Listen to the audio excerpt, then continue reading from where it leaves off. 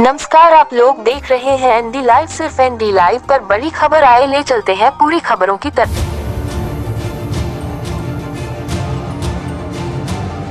जवान रहने की चाहत में इंसान क्या कुछ नहीं कर सकता।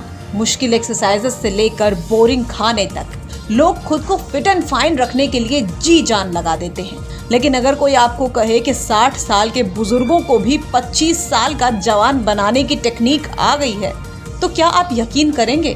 शायद नहीं। लेकिन कानपुर में कुछ लोग ऐसे थे जिन्होंने इस बात पर यकीन कर लिया और इस यकीन की कीमत उन्हें अपने बरसों से कमाए हुए रुपए गंवाकर और ठगे जाकर चुकानी पड़ी है। मामला कानपुर का है, जहां एक पति पत्नी राजीव दुबे और रश्मि दुबे ने रिवाइवल वर्ल्ड नाम की संस्था खोली और 60 साल से ऊपर के बुजुर्गों को 25 साल का युवा बना देने का झांसा देकर लगभग 35 करोड़ रुपए ठग लिए। बुजुर्गों को चूना लगाकर पैसे ऐंठने के बाद ये पति पत्नी फुर हो गए।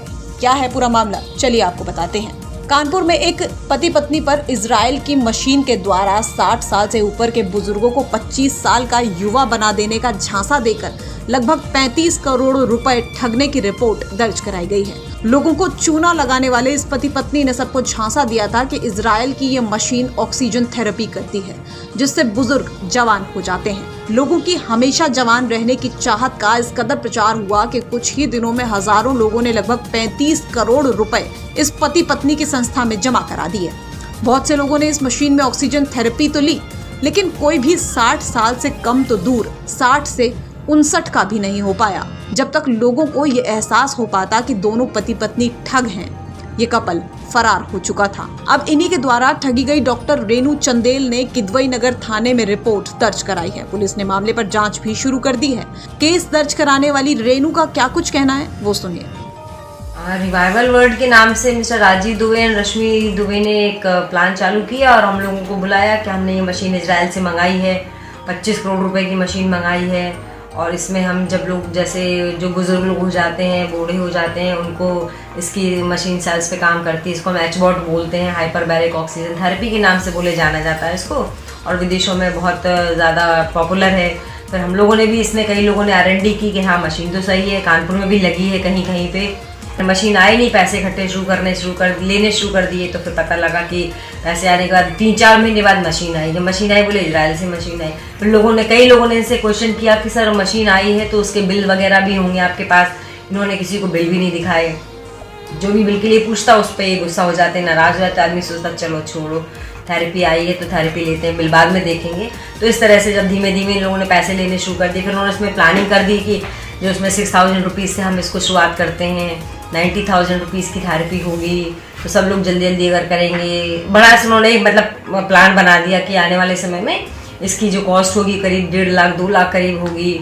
और 6,000 रुपये की इन्होंने 20 IDs, फिर 50 IDs, फिर ऐसे इन्होंने एक स्लैब बना दिया उसको। मतलब टोटली मार्केटिंग वाला प्लान उन्होंने डाल दिया। सबने मतलब मैं उसमें से मेनली कहूँगी कि मेरे पैसे सबसे ज़्यादा इनके पास इन्वॉल्व हुए। मेरी कम से कम नहीं तो 250 ID हैं जो 6,000 रुपये के हिसाब से हैं, और कई IDs 90,000 रुपये के हिसाब से हैं। ऐसे इन्होंने कई लोगों से 500, 800, 1000 लोग तो मेरी टीम में ही थे।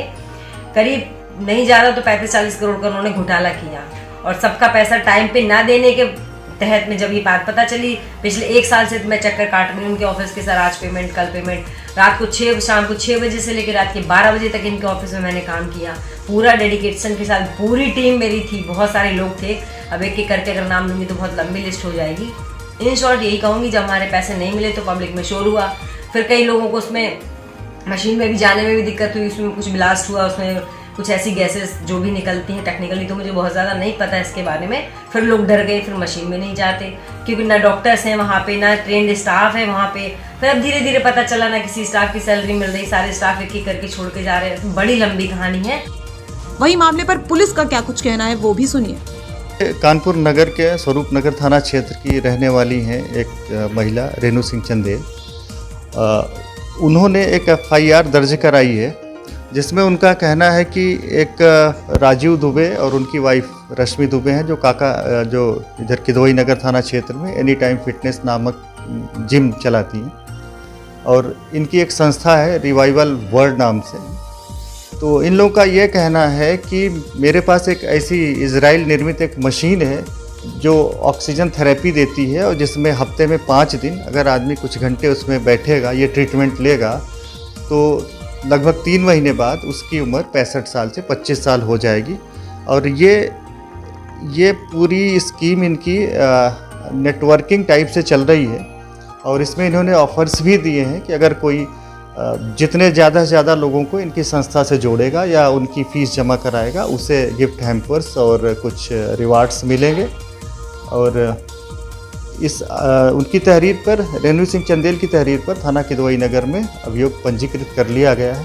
और सर FIR के मुताबिक उन्होंने कहा हज़ारों लोग हैं, जैसे 35 करोड़ रुपया के लगभग लेके फरार हुए हैं, तो क्या ठगी हो गई है?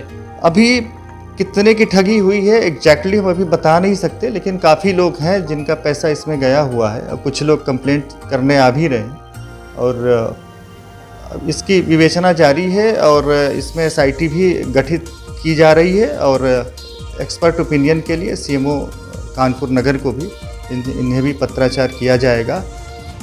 आरोपी राजीव दुबे और उनकी पत्नी रश्मि दुबे पुलिस में रिपोर्ट दर्ज होने के बाद भी अब तक पकड़ में नहीं आ पाए हैं। इनके झांसे में फंसकर लोग जवान होना तो दूर, बुढ़ापा आराम से बिताने के लिए जो रकम जमा किए बैठे थे वो भी गंवा दिए। अब सवाल ये उठता है कि आखिर लोगों ने इस बात पर बिना कुछ सोचे समझे विश्वास कैसे कर लिया कि कोई बूढ़ा होने के बाद जवान भी हो सकता है। उससे भी बड़ा सवाल ये कि लगभग 1 हफ्ते से ज्यादा का वक्त शिकायत दर्ज किए हुए हो चुका है। आखिर पुलिस अब तक इन ठगों को पकड़ क्यों नहीं पाई? इस मामले पर आगे क्या नया मोड़ सामने आता है, ये देखने वाली बात होगी। एनडी लाइव न्यूज चैनल की लाइव खबरें एवं ब्रेकिंग न्यूज के लिए बने रहें।